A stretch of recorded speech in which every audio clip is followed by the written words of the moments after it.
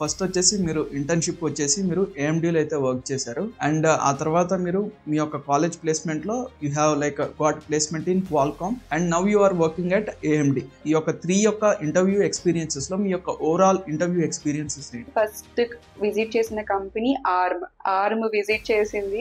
Resume తీసుకుంటారు, resume నుంచి resumes filter చేస్తారు. రెజ్యూమ్ ఎట్లా ఫిల్టర్ చేస్తారంటే how we show up our skill set and minimum percentage CGPA criteria ఉంటుంది కదా. We have some previous experience before MTech, that could be an add-on. After resume filtering, we will be having one written test. అది online లోనే జరిగింది. మాకు online లో జరిగిన తర్వాత I have came through written test. Then 3 rounds of interviews జరిగాయి.